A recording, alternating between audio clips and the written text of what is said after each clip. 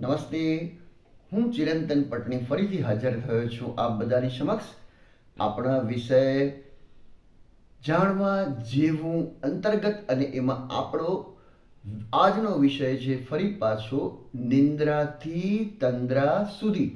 આપણે ગયા episode number 1માં આ વિષય અંતર્ગત આપણે અમુક ચર્ચા કરી કે નિંદ્રાથી તંદ્રા એટલે હકીકતમાં શું. તો જો આપણે સવારના જ્યારે મળસ કે બ્રહ્મ મુહૂર્તમાં એવો સમય એક આવે છે કે જ્યારે આપણે અડધા જાગતા હોઈએ છીએ અને અડધા સૂતા હોઈએ છીએ, અને એ સમય, એ જે અવસ્થા છે એને આપણે તંદ્રા અવસ્થા કહીએ છીએ.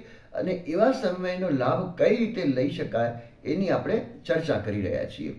તો હવે આપણે આમાં શું કરવાની જરૂર છે? જુઓ, ગયા એપિસોડમાં આપણે શું વાત કરી હતી? આપણે એમ કહ્યું હતું કે આપણે એ તંદ્રા અવસ્થામાં એ સમયે આપણે આપણા સુપર કોન્શિયસ માઇન્ડને આપણો જે પ્રશ્ન છે એ પૂછીએ તો એ જવાબ આપશે, બરાબર ને? પરંતુ શું એ સમયે આપણે એ તંદ્રા અવસ્થામાં આપણો સવાલ યાદ આવે ખરો? એ પણ એક પ્રશ્ન યોગ્ય છે. તો શું કરવાનું? એનો ઉપાય છે. જુઓ, હવે આપણે આપણો જે પ્રશ્ન છે, કોયડો છે, સમસ્યા છે, હવે દાખલા તરીકે આપણી કોઈ વસ્તુ ખોવાઈ ગઈ છે કે ભૂલાઈ ગઈ છે કે આડા હાથે રખાઈ ગઈ છે, પણ આપણે મળતી નથી. આપણે પ્રશ્ન કુંડલી કઢાવી, જ્યોતિષ પાસે જઈએ છીએ, આમ તેમ બધાને પૂછીએ છીએ અને સમય ચાલ્યો જાય છે.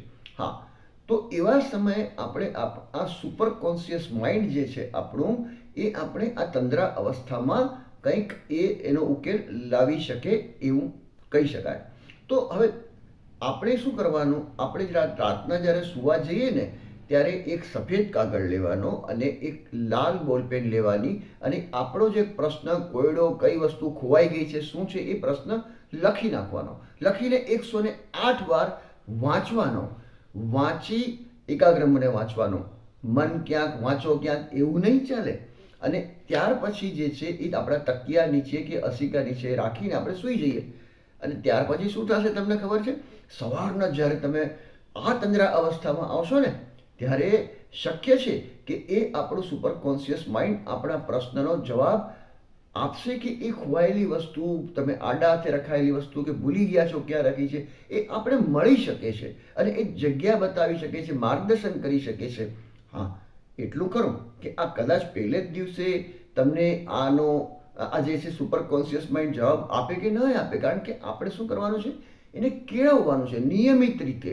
આવો એકાદ પ્રશ્ન પૂછો, આજે નહીં, કાલે નહીં, એમ કરતાં કરતાં એક સંબંધ બંધાશે અને એ જે આપણો જે સંકેત જે છે આપણો, એ સમજી જશે સુપર કોન્શિયસ માઇન્ડ. અને એક એવો દિવસ આવશે કે જે આપણું આ જે વસ્તુ ખોવાયેલી છે કે આડે હાથે મુકાઈ ગઈ છે, કે પછી આપણા પ્રશ્નનો ઉકેલ, એ વસ્તુ ક્યાં છે, શું છે, એ સચિત્ર આપણે દર્શાવી શકે.